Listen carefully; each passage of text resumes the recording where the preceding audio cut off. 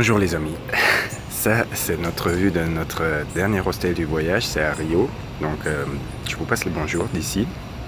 Je fais une petite vidéo de 5 minutes, j'avais eu l'idée de faire des vidéos tout au long de notre voyage pour raconter un peu ce qui se passe, un peu les idées, des pensées, de l'arrière-plan qui compléterait le blog.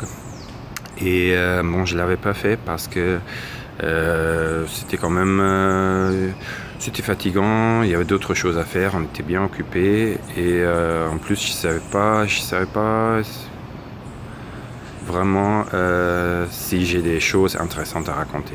Bon, là, je suis pas sûr non plus, mais en tout cas, je me suis décidé quand même de faire cet exercice, de raconter pendant 5 minutes quelque chose et de voir s'il y a des choses intéressantes, pertinentes qui me viennent en tête et que j'ai envie de vous raconter.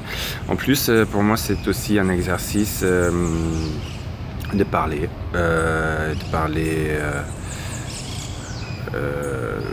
étant donné que le français est toujours une langue étrangère pour moi, même si je me sens plutôt à l'aise par rapport, comparé à d'autres langues étrangères.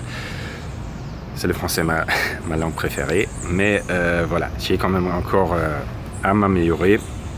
Et donc, faites-moi des retours, s'il vous plaît, au niveau du langage, au niveau grammatical, phonologique, contenu, discours. S'il y a des choses que je peux améliorer, je serai reconnaissant. Et aussi au niveau du contenu, bien sûr, parce que j'ai quand même envie de vous raconter des choses qui vous intéressent vous, et ça peut me guider si je touche un sujet à la superficie, où je pourrais creuser. Faites-moi un retour dans les commentaires et j'en parlerai la prochaine fois quand je fais une vidéo française. Donc voilà, oui, demain je vais faire une vidéo au portugais, par exemple, en portugais.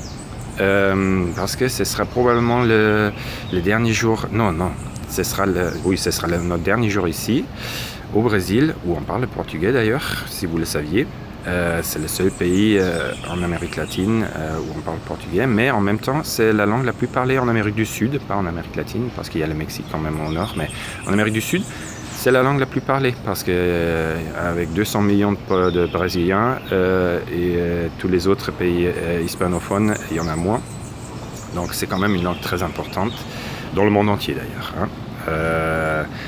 Donc je me suis mis à l'apprendre par Duolingo et après par le pratiquer avec la famille ici où on était. Et oui, je suis pas mécontent.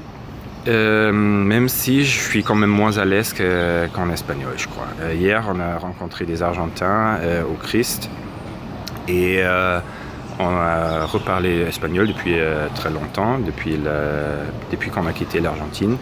Et ouais, j'ai mélangé pas mal le portugais et l'espagnol, mais je crois que en gros, on est quand même plus à l'aise en espagnol qu'en portugais, encore beaucoup plus. Mais ça va quand même, je suis content avec si peu de temps, même pas, ou quasiment un mois, et le Duolingo, je suis content. Et donc j'essaierai de faire 5 minutes de parler en portugais demain. Donc Charlotte, je te fais un bisou d'ici. Demain, tu pourras pratiquer dans ton ancien portugais. Triche aussi peut-être en Allemagne qui vit au Portugal et bien sûr la famille portugaise qui pourra m'écouter. Et donc ce sera un cercle privilégié. Les autres, vous pouvez voir comment ça sonne, comment ça a l'air ce portugais.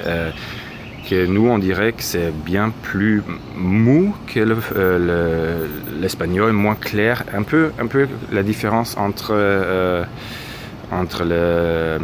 l'anglais britannique et l'anglais américain, on dirait. C'est très large, Mais c'est quand même intéressant. Ok, et 5 minutes sont passées, gros bisous et à la prochaine. Ciao. J'ai réussi.